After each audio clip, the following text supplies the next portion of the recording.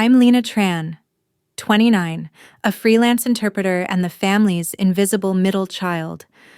The resort lobby was loud with suitcases rolling across marble, children dragging inflatable dolphins, and the sharp clinking of welcome cocktails on silver trays. I wasn't supposed to be there, and I knew it. I had only come to pick up a USB I left with my cousin last week, one that happened to hold a year's worth of client recordings. But as I stepped through the wide glass doors, a wave of cold air and something deeper hit me, the sight of my entire family checking into the resort I hadn't even known they were going to.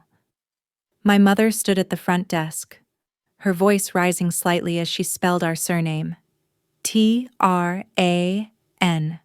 Behind her, my brother Ryan was already half-dressed for the pool, tugging at his shirt collar. My younger sister, Julia, leaned over her phone in a sundress that sparkled in the light. All of them laughing, sun-kissed, and acting like they belonged to a movie I hadn't been cast in. A bellboy gave me a once-over. I wasn't dressed for vacation, just black slacks. Flats. A translation device still dangling from my lanyard. "Excuse me?"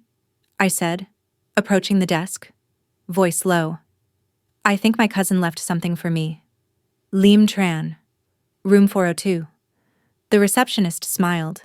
Too professionally? "I'm sorry, ma'am, but I can't give guest details to non-registered visitors. Are you staying here?" "No," I replied, glancing back at my family who hadn't even noticed me. She tilted her head. "Then I'm afraid," before she could finish. My mother caught sight of me and narrowed her eyes like I'd just wandered in uninvited to a private meeting. "Lena," she said, confused, more than surprised. "What are you doing here?" I shifted my weight. Liam had my USB drive. I was just swinging by to grab it. "Oh," she said, lips tight. "Well, we're in the middle of check-in. Maybe wait outside." It wasn't the words. It was the casual ease of pushing me aside, like I was a service staff member who'd overstayed. A bell chimed as another family walked in, receiving garlands around their necks. I stepped back, biting the inside of my cheek, heart doing that tight flutter it always did when I was around them, not angry, just hollow. "I'll wait out here," I murmured, turning toward the automatic doors, but before I could reach them, a stern voice echoed from the corner. "Excuse me, are you Lena Tran?" I turned. A uniformed customs officer was striding across the lobby, flanked by 2 hotel security personnel and a visibly flustered manager. "Yes, we've got a situation at the airport. An entire Vietnamese tour group was detained for language issues. Your contact info was in our system as an emergency interpreter. They need you now. Can you come immediately?" I blinked. "Yes? Of course. I can leave now." He nodded. "We have a car waiting." My family had gone still. My mother's hand froze over her purse zipper. Ryan straightened. Julia's mouth parted. The officer turned to the manager. "She's a certified interpreter for federal emergency support. We'll need to bill the hotel transport to the agency account." The manager immediately stepped back, nodding respectfully. "Understood. Miss Tran. This way. Please." As I was led out past my mother, who had never once asked me where I went for those late calls, who I helped, or why I worked so much, I caught a glimpse of her eyes. Not pride, not even shame, just shock. And for the first time, it was enough. If you've ever stood outside your own family's picture, literally outside the frame, just because you didn't fit the role they expected, I see you. Drop a comment. Tell me where you're watching from. And if you've ever felt invisible until the world called your name, hit like, subscribe, and know you're not alone. The manager held open the door as a black car pulled up to the curb. As I stepped in, the air inside was chilled, scented faintly with citrus, and utterly quiet.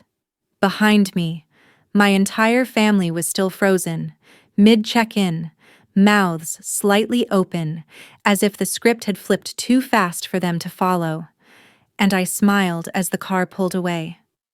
The car ride to the airport was fast, but my heart moved slower. I sat in the back seat, my badge still hanging around my neck, fingers brushing the edge of the laminated card like it was the only thing keeping me grounded. The customs officer in the passenger seat was talking on his radio, confirming clearance and timelines, but I wasn't listening. I kept replaying the look on my mother's face. For years, I'd lived around the periphery of the Tran family like a parenthesis in every photo, every plan, every memory they carried without me. I wasn't dramatic or loud, didn't demand things. I just learned to take up less space. When vacation group chats were made, my name was never included. When birthdays came, they texted late, or not at all. The pattern was so ingrained, I started adjusting my expectations downward until there was nothing left to expect at all. But the moment in the lobby being pulled aside, not as a daughter or sister, but as a professional, unlocked something ancient and aching inside me. Not revenge, not pride, just breath. The car turned off the main road and rolled toward a restricted entrance at the airport. I showed my credentials at the gate, was waved through without question. It felt surreal how this other world, this world where I was needed, moved so fluidly around me. When we reached the terminal side doors, I stepped out into a wave of heat and urgency. A customs official waved me over, pointing toward a cluster of elders in conical hats and floral shirts, standing confused near the luggage carousel. A few were seated on their suitcases. Others clutched plastic-wrapped gifts or old photo albums. They came in from Ho Chi Minh on a charter. No one here speaks their dialect, the officer explained. They were pulled for extra inspection and panicked. It got messy. Some were crying. We need help calming them down and getting them sorted. I nodded, instinct already taking over. I approached the group slowly, speaking gently in their dialect Southern Vietnamese with rural inflections. Bak oi, kong sao ju, chao jen jagyup. The relief was immediate. Eyes lit up. A woman gripped my hand as if I were her granddaughter. They all started talking at once about how they lost the rest of the group, how customs had taken their papers, how no one explained anything. I moved from one person to another, translating for officers, calming fears, locating their documents. I explained baggage checks, security rules, even helped one older man call his son using my own phone. They offered me wrapped candies, peanuts, tears, and small bows of gratitude. For 2 hours, I lived in that space where language becomes salvation. After everything was processed and they were guided to the tour buses, the customs supervisor patted my shoulder. They said you were the first person who made them feel human since they landed. I smiled, tired and sun-drenched. That's all I ever wanted to do. He asked if I wanted a ride back, but I declined. I wasn't ready to face the resort again, not yet. Instead, I wandered to the cafe inside the terminal, ordered an iced coffee, and let the cold sting my throat as I sat by the window, watching planes drift like toys across the sky. My phone buzzed. Julia. Did that really just happen? I stared at the screen, the cursor blinking. Me, yes. There was a pause. Then another message. Julia. You're like a real interpreter? I didn't respond. She typed again. Julia. I thought you just freelanced for fun or helped at events. I didn't know you were needed like that. Needed. The word wrapped around me in strange warmth. I tapped a reply but deleted it. Instead, I dropped my phone in my bag and walked out into the arrival zone, blending with tourists, drivers holding signs, families screaming hellos. It took me another hour to return to the resort. I didn't plan to go back. but something inside said, "Finish what was started." When I arrived, the sun was setting. The air smelled of jasmine and salt. A pianist played near the pool. My family was seated at the outdoor dining terrace, plates half full, cocktails sweating in their glasses. I stood just beyond the rope divider, unsure. Then Ryan saw me. He waved me over. "Lena, come sit. We ordered too much calamari." My feet hesitated. "You're not going to keep pretending we don't exist, are you?" He added with a grin. I walked toward the table. My mother didn't speak, just shifted slightly to make room. Julia looked up from her drink, her voice unsure. "So, that was real. What happened at the airport?" I nodded. "Taking a seat?" "Yeah. I was on the interpreter registry for emergency customs translation. They couldn't find anyone else who spoke the right dialect." Ryan whistled. "Damn. Like CIA-level stuff." I smirked. "Not quite." There was a pause. Then my mother cleared her throat. "You were calm," she said, "when that officer came for you? Calm? Like you belonged?" I didn't know what to say, so I picked at a shrimp. "I always thought you were just avoiding the family," she added. "Too busy with your odd jobs." I looked up. "No, I was just outside. No one asked me to come in." Another silence, but this one felt different. "Maybe we should have asked," Julia said. My mother didn't look at me, but her hand moved across the table. Not quite a touch, just near enough to feel. "We'll be here till Sunday," she said, "if you want to stay." I glanced toward the beach. The sky was lavender now, the horizon blurred like watercolors. For once, I didn't feel like an interruption, just a person, finally visible. I didn't stay in their suite. I booked my own room, a modest ocean view single on the opposite wing of the resort. It wasn't about distance or pride, I just needed the quiet. When I opened the door, the scent of new linen and eucalyptus mist filled the space. One clean bed, a balcony facing the darkening sea, and no one asking me who I was supposed to be.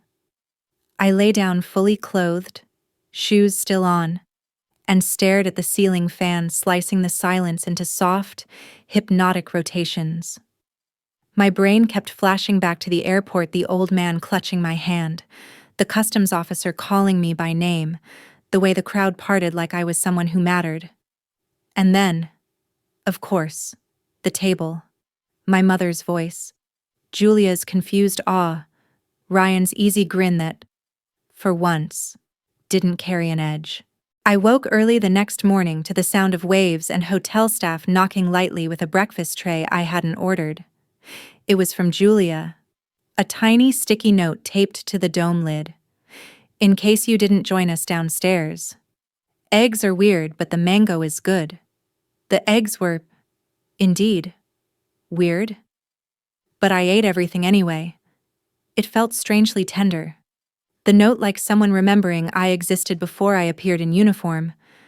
Later, I saw them by the pool. My mother was reading a book she wouldn't finish.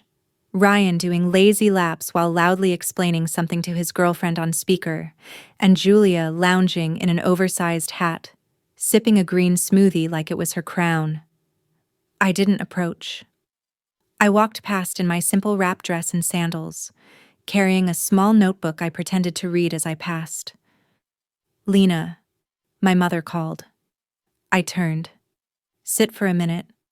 We're not doing anything important." I did. The chair was still damp from someone else's towel.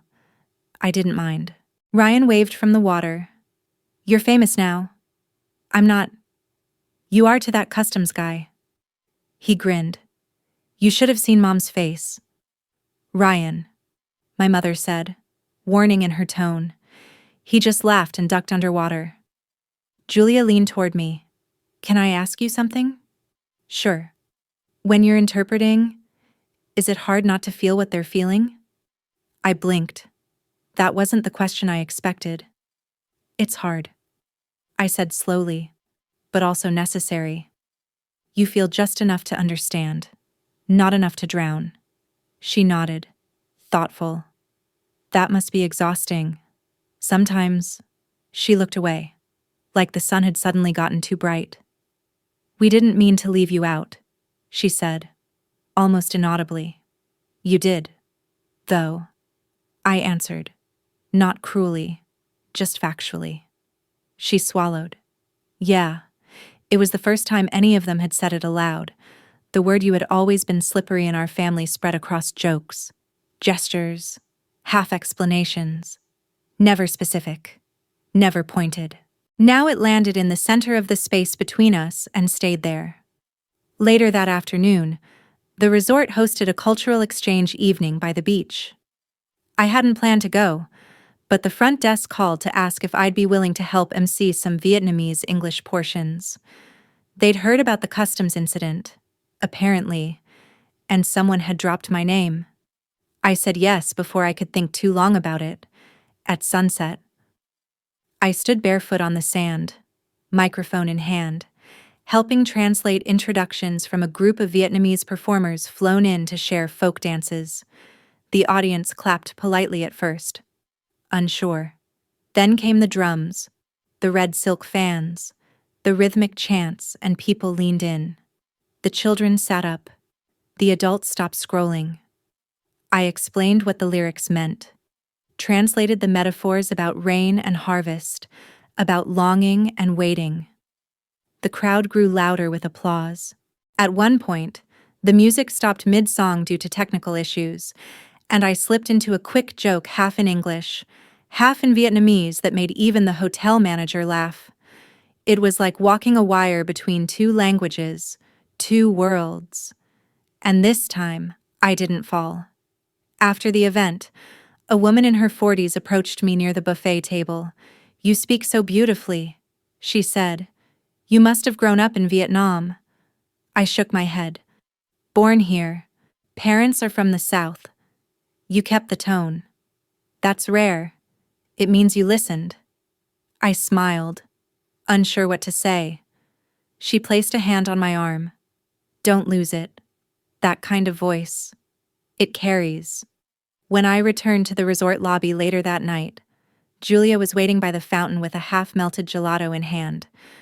You were amazing, she said. Mom filmed the whole thing on her iPad. God. I groaned. Of course she did. She's sending it to all the aunties. We laughed, and it wasn't forced. I didn't know you could do that, she said, more softly. I've been doing it for years. She nodded, kicking at the tile edge with her sandal. I guess I never looked. I guess you didn't need to. There was a pause. I'm sorry. Lena. I looked at her. Not past her. Not through her. Just at her. I know. I said. That helps. The fountain bubbled between us, small streams catching the light. We didn't hug. We didn't make a promise. But I didn't walk away either. The next morning, Ryan knocked on my door. He held up a snorkeling mask like it was a peace offering. You coming or what, he asked? We're going to that reef island. Mom said to invite you. Like, officially. I'm working. Lena, he said. Come on. You're already wearing flip-flops. I rolled my eyes but grabbed my towel. The boat ride was loud. Ryan made bad jokes. Julia got seasick. My mother refused to take her hat off even as the wind threatened to send it flying. At some point, I found myself laughing, knee-deep in the water, helping an elderly tourist adjust her goggles. She reminded me of the old woman at the airport. You're good at this, she said as I guided her through the steps. At what? Making people feel safe. That night, back in my room, I watched the waves alone from the balcony. My phone buzzed again. Mom, we're having dinner at the Cliff Bar. You're invited. No more waiting to be asked. I looked out at the sea, thinking about that moment in the lobby. How quickly the tide had turned when someone else said my name aloud. Sometimes it only takes one voice to lift you from the edge of erasure. Tonight, maybe I'd sit at the table again. Maybe I'd stay. I arrived at the Cliff Bar just after dusk. The lanterns swayed above the terrace like tiny stars caught in midair, and the ocean far below was a sheet of polished black glass. The air smelled like grilled sea bass and lime, but more than that, it smelled like something warmer, like family. Maybe, or the attempt at it. They were already seated. A candle flickered between Julia and Ryan as they bickered over the wine list, and my mother sat straight-backed, wearing her silk scarf even in the summer heat. She spotted me before anyone else. "You came," she said, not surprised, not thrilled, just observing, like she was still trying to match who I'd become with who she remembered. I did. I took the empty chair at the end of the table. Not the head, not the middle, just enough to be present. Julia poured me a glass without asking. "They have that grilled mango thing you used to like." I scanned the menu and smiled. Still do. The waiter arrived, and the ordering began. Overlapping voices, sudden changes, apologies. I stayed quiet, watching the rhythm of how my family functioned. It wasn't malicious, just exclusive in its own orbit. I'd spent years orbiting alone. "I told Dad you were here," Ryan said suddenly, wiping his hands on a napkin. My breath paused. "Oh, he said he's glad. Said he didn't know you were that good at what you do." I nodded slowly. He never asked. Ryan didn't argue, just looked down at his plate. Julia spoke up. "I think sometimes we get used to a certain story about someone, and it's easier not to update it, even when the person changes." I raised an eyebrow. "You sound like one of my client's therapists." She laughed. "I might have been stalking your old TEDx talk, the one with subtitles." I blushed. "That thing's ancient." "It made me cry," she said simply. My mother looked at her, then at me. "What was it about listening?" I said. "How real translation isn't just about words, it's about witnessing." There was a small silence after that. The waiter came and went. Dishes clinked. The grilled mango was excellent. Midway through the meal, my mother reached into her purse and pulled out a small object wrapped in tissue. She placed it beside my plate, not speaking. I hesitated, then unwrapped it. It was a pendant. Gold. Delicate. Shaped like an ear of rice. A Vietnamese symbol for patience. For quiet prosperity. My grandmother's. "She wanted you to have it," my mother said. "I didn't know how to give it to you. I didn't think you'd wear it." I looked at the pendant. My throat was tight. She used to say the middle child grows like the rice plant, quietly, slowly, but strongest at the root. She did, I said. "But you always told that to Julia." Julia winced slightly, then reached across and touched my arm. "Maybe because she knew you already knew it, for the first time in years." I felt something melt between us. Not entirely, but enough to soften the edge. After dinner, we walked along the cliffside path, our silhouettes long and bending in the lantern light. My mother walked slower, and I stayed beside her.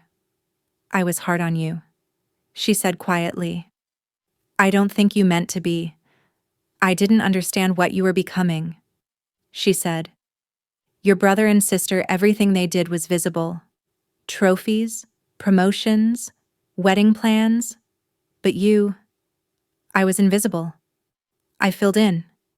She didn't deny it. "I didn't know that made you strong," she added.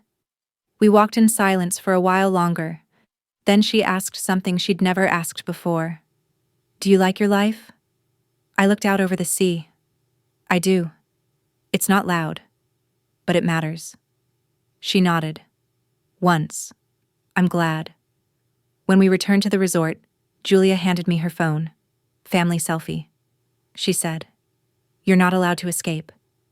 I didn't flinch. We posed by the palm trees, me still clutching the pendant in my hand. Click.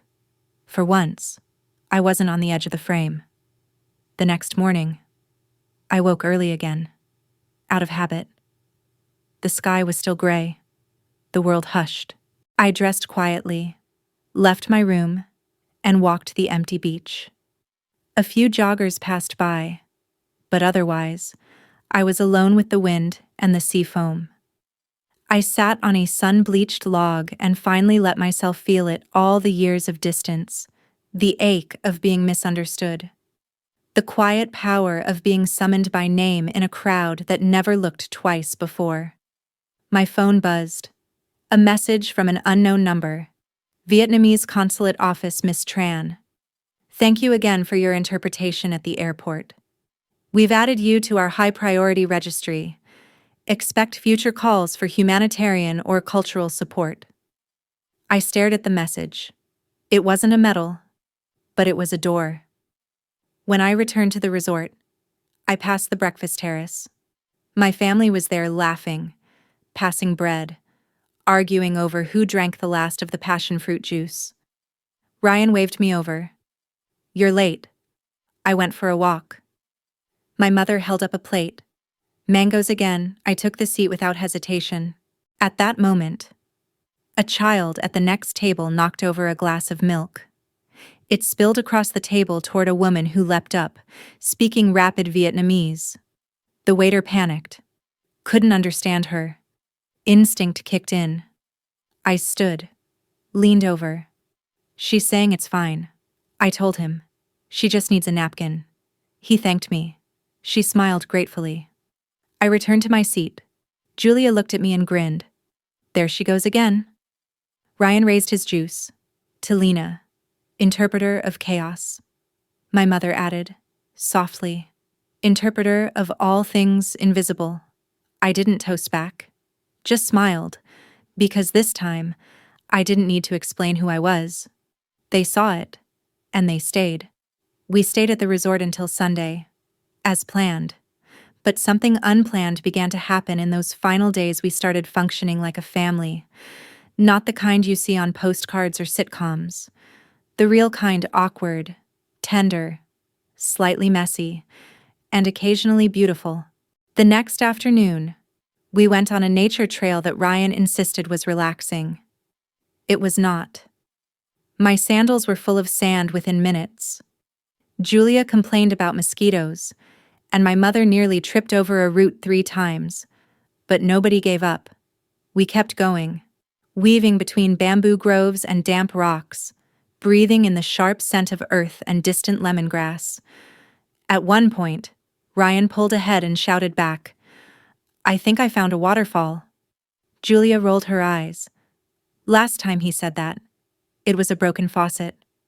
But he wasn't wrong. Just beyond a bend in the trail, hidden behind a curtain of vines. The path opened to a small cascade, water tumbling down black rock into a shallow jade pool. The sound was soothing, like wind whispering in another language. Julia gasped, then immediately started filming. I stood at the edge of the water, letting the mist kiss my arms. My mother stepped beside me. Your father would have liked this, she said suddenly. I turned to her. She didn't cry, but her voice thinned. He always wanted to bring us somewhere green, not just temples or hotels. Somewhere that felt alive. He still can. I said gently. She gave a small laugh. He barely leaves the living room now. We watched the water ripple, neither of us saying anything else for a while. Eventually, we sat on the rocks and ate mango slices Julia had packed in a tin. Ryan skipped stones. My mother rubbed sunscreen on the back of her hands and stared out into the canopy like she was searching for something she'd forgotten.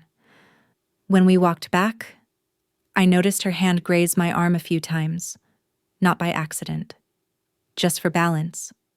She didn't ask for help. She didn't have to. We moved in quiet coordination, the way people do when the rhythm finally starts to sink. That night, the hotel hosted a farewell bonfire on the beach. Guests gathered with marshmallows and beach blankets. A band played soft folk music, half in English, half in Thai. Someone passed around a bowl of small papers and pens. The activity was simple. Write something you want to let go of, then burn it in the fire. Julia grabbed 2 slips and handed me one. Don't roll your eyes. Just do it. I didn't roll my eyes. I took the paper and stared at it. Something to let go of. I thought of all the family holidays I wasn't invited to, the birthdays I spent working, the time I'd overheard my mom tell a neighbor. Lena's still figuring things out. When I had already been 3 years into a full-time international interpreting contract. I picked up the pen. I wrote, "The need to be seen before being heard." I folded it once, then again, then threw it into the fire. The flame took it quickly, curling it into black ribbons before the wind swept it away. Julia glanced over. "What did you write?" I shook my head. "It's better if I don't say." She respected that. Ryan wrote something on his, and dramatically saluted the fire. "To all the exes who called me a man-child." We laughed. My mother stared at her blank paper for a long time. When she finally dropped it into the flames, she whispered something I couldn't hear, but I saw the way she stood afterward straighter, somehow, but lighter. We sat on the sand late into the night. I talked more than I usually did, about my clients, about funny mistakes during translations, about the time I accidentally said dead fish instead of fresh fish during a formal diplomatic dinner. My siblings roared with laughter. My mother even smiled. I didn't tell them everything. I didn't need to. Sunday morning arrived too soon. The air was heavy with departure. Suitcases reappeared. Room keys were turned in. We met in the lobby for one last breakfast. "Dad wants us to call when we land," Ryan said, adjusting his backpack. "He wants proof we didn't all fall off a boat." "He still thinks I'm in law school," Julia muttered. "I told him I do social media consulting and he thought I sold cameras." My mother gave them both a tired look. "He's old. He can't keep up." Then she looked at me. "What should I tell him about you?" I hesitated. "Tell him I help people understand each other." She nodded. "That I can say." Outside, the van to the airport arrived. A bellhop loaded our bags. Julia hugged me first, tight and fast. "Don't disappear again." "Okay." Ryan gave me a pat on the head like I was 10. "You're still weird, but kinda cool now." Then my mother turned to me. "I was wrong," she said, "about a lot of things." I didn't answer. I just stepped forward and hugged her. It wasn't long or dramatic, but it was real. As they got into the van, she paused at the door. "I don't always know how to speak your language," she said, hand on the frame, "but I'm learning." The door closed. The van pulled away. I stood there for a while, watching the road disappear. The resort behind me was already being turned over new guests, new names, new stories. But I felt no urgency to leave. Not this time. I walked back to the beach, now nearly empty. The tide had pulled in further than before. I stepped into the surf until it reached my ankles, the water cool and clear. I touched the pendant around my neck, my grandmother's rice charm still warm from the morning sun, and I thought maybe this is what recognition feels like. Not applause, not trophies. Just the quiet, steady presence of those who once looked past you, now looking again, and seeing you, fully, finally, and staying. When I returned home, the apartment felt unfamiliar. The suitcases lay slouched by the door like tired travelers, and the air had that faint, unused stillness that settles when no one speaks for days. I flicked on the kitchen light, fed the wilting plant by the sink, then stood there in silence, letting the quiet gather around me. No calls, no emails, no emergency requests for interpretation. I should have welcomed the pause, but something in me twitched like a habit craving motion. I unpacked slowly, not just my clothes, but the memories too. The folded paper Julia had slipped into my hand at the airport with a quick, shy smile. The photo of all four of us, taken after the bonfire, slightly blurred but unmistakably whole, and the rice pendant, still swinging gently from my neck. I placed the photo on the bookshelf. I didn't frame it. Not yet. That week, life returned to its rhythm. Client calls, document edits, long sessions whispering in hidden earpieces behind tinted glass at dull conferences.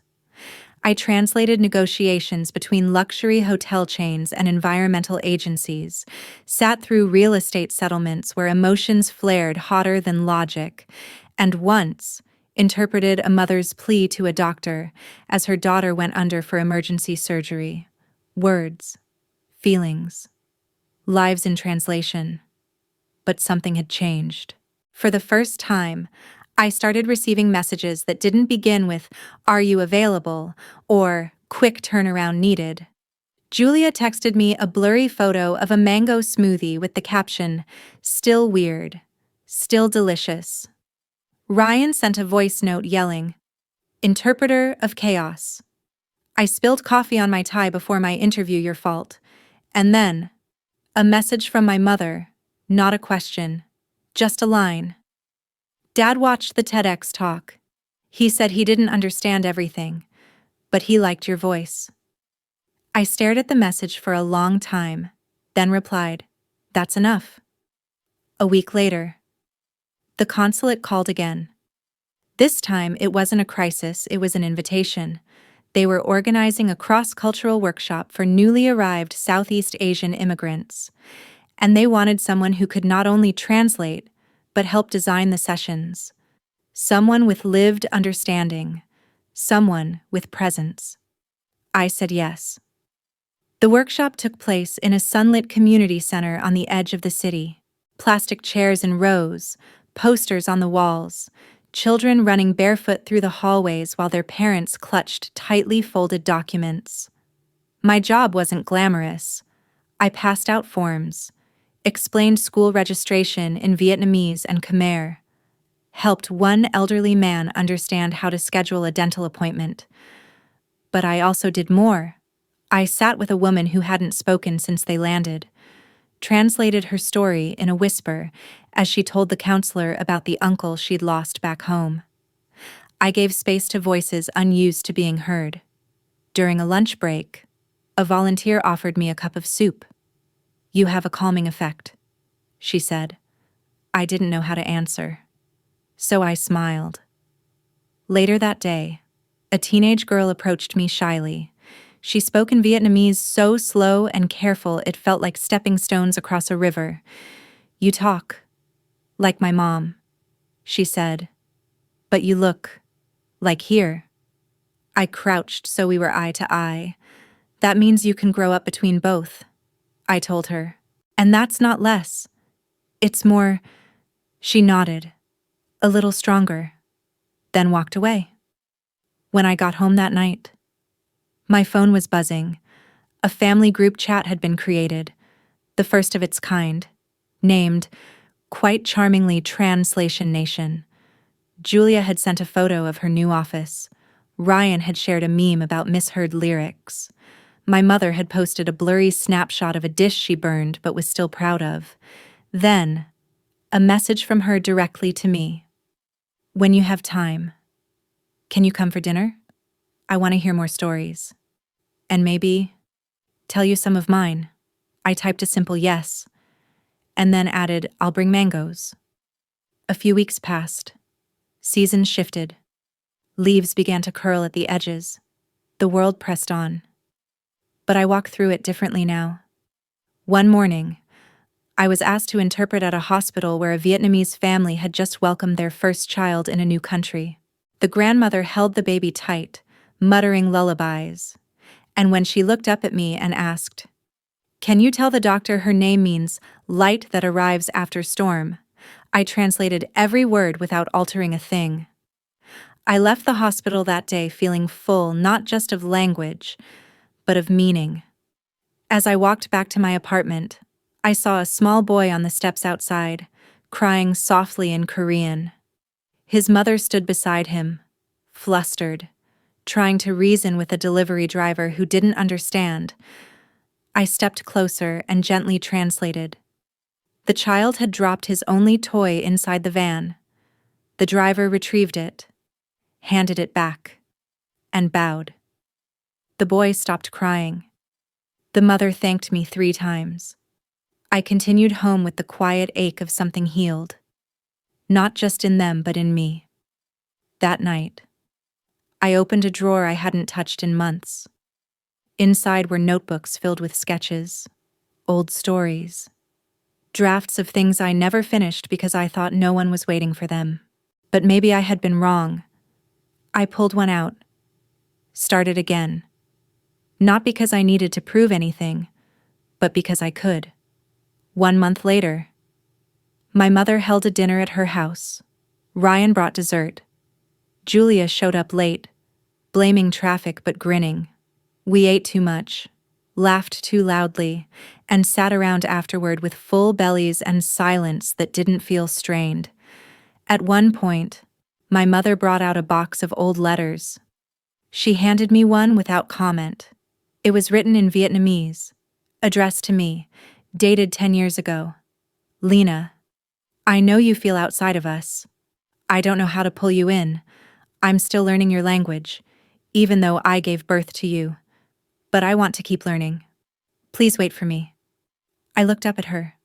Her eyes were soft, hands resting gently on her lap. No defenses. I waited. I whispered. She nodded. I'm glad you did. We didn't hug.